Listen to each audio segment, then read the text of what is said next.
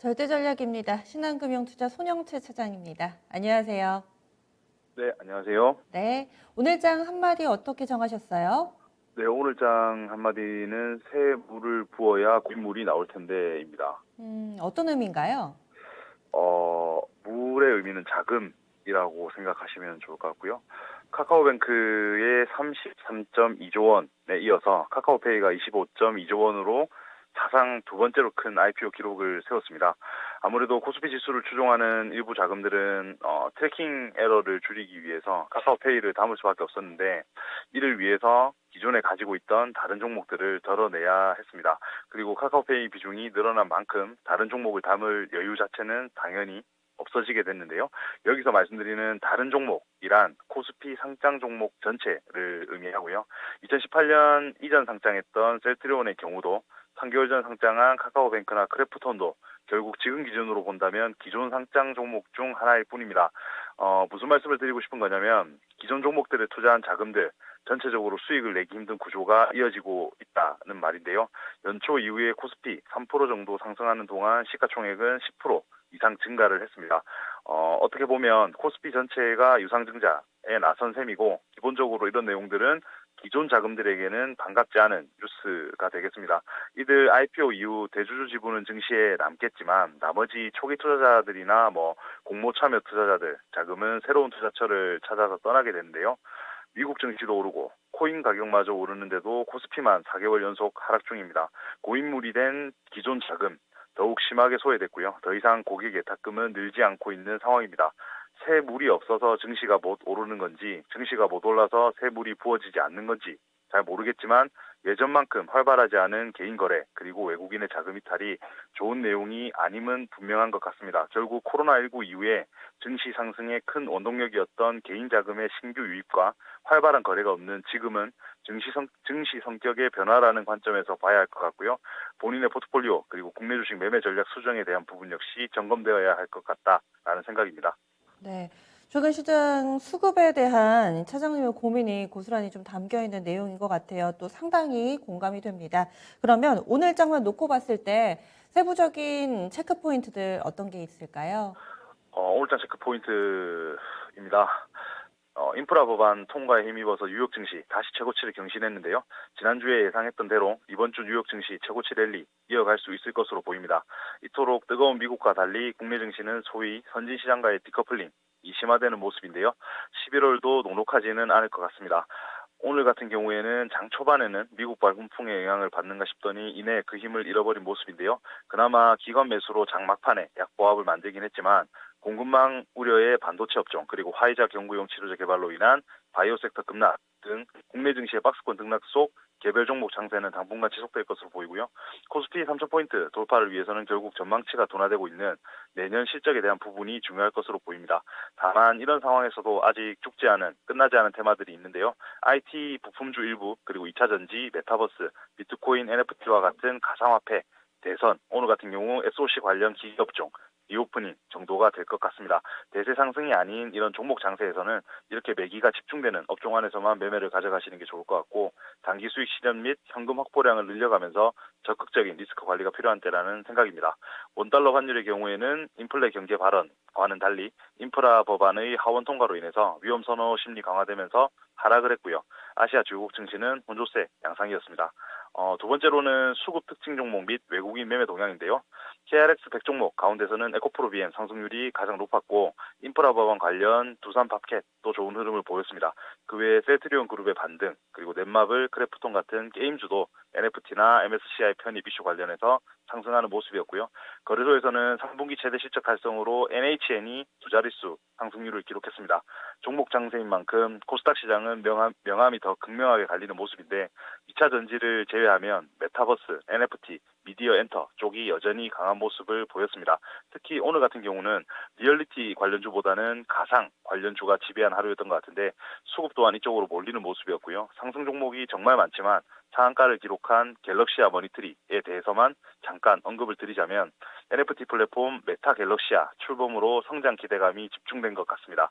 단기적으로는 이런 시총 1조 미만의 종목들 움직임이 강하겠지만 결국 대형사 위주로 재편될 것이라 보고 있기 때문에 매매는 짧게 가져가시는 게 좋을 것 같고요. 마지막으로 외국인 수급 동향인데요. 거래소에서는 SK하이닉스, 네이버를 사고요. 삼성전자, 삼성전기는 매도하는 모습이었습니다.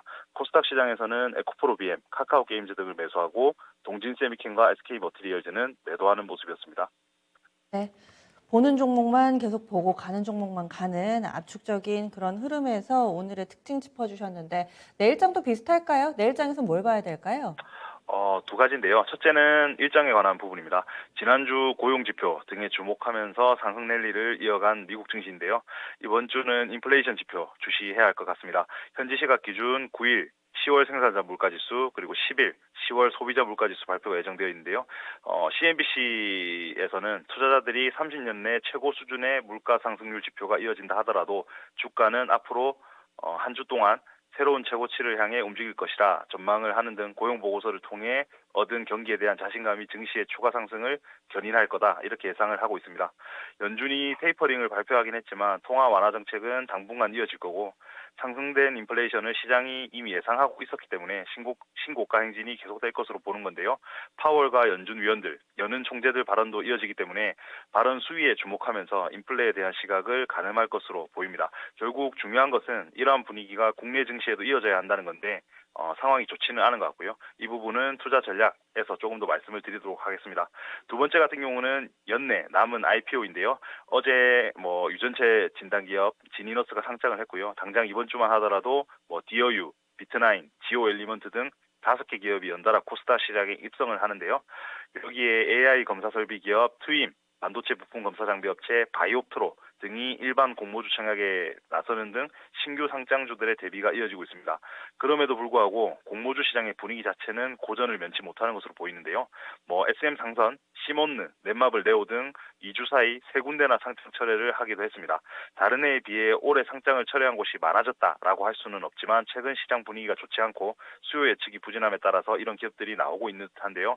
반면 1천에서 2천대 뜨거운 경쟁률을 기록하면서 흥행에 성공하는 기업들도 있었는데요. 아스플로, 지아이텍, 디어유, 카카오페이, 엔캠 등이 해당할 텐데 공모주 수익성이 떨어지면서 기관 투자자의 선택과 집중이 심화되고 그 과정에서 양극화 역시 나타난 것으로 풀이됩니다. 청약의 흥행 여부가 상장 이후 주가 흐름에 영향을 미친다기보다 사업 내용이나 락업 물량 등 전반적인 펀더멘털 확인이 철저하게 이루어진 후에 접근하시는 게 좋다는 판단입니다. 좀 IPO 관련된 종목구들은 그런 전략을 쓰면 되고 시장 전반으로 봤을 때 이 과열된 IPO 시장은 결국에는 시장 전체가 유증을 하는 것과 같은 효과를 가져온다. 따라서 시장에는 그다지 좋지는 않다라는 시각으로 보고 계신 거죠. 네, 맞습니다. 네. 그러면 바로 전략으로 넘어가겠습니다. 내일장 어떻게 대응 전략 세울까요?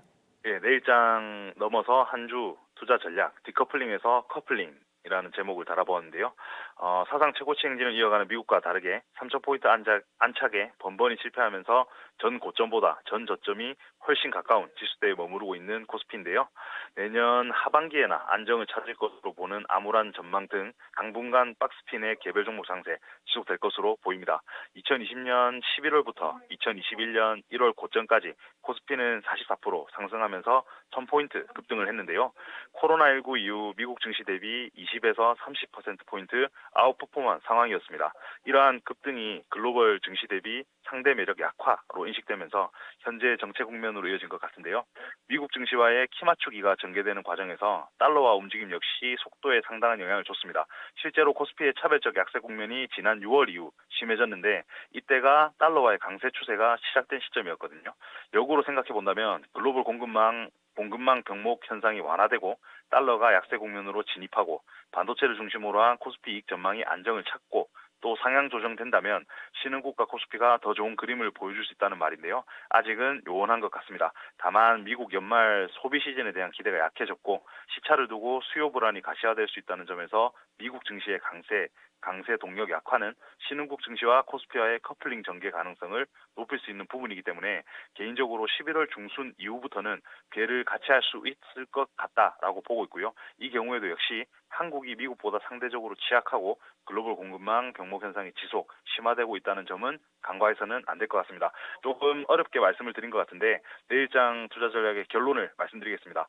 이 증시와의 커플링이 어떤 증시의 상승 전환이나 이런 걸 의미한다기보다 9월 조정 국면과 같이 강했던 미국 선진국 증시가 흔들리면 어떤 대형 이벤트나 주가 충격 변수, 예상치 못한 악재가 없어도 코스피는 더 크게 밀릴 수 있기 때문에 동조화로 인한 코스피의 추가 반등이 만약에 전개된다라고 하면 좀 더 적극적으로 리스크 관리를 강화할 필요가 있다는 판단입니다. 현금 비중을 확대해 놓는 것이 좋을 것 같고요. 굳이 매매를 이어간다라고 하면 지난 2주에 걸쳐서 말씀드린 리오프닝 관련 섹터와 게임 등 미디어 컨텐츠 쪽 그리고 IT 소부장 중에서도 OLED 관련한 부분의 접근이 유효할 것으로 보입니다.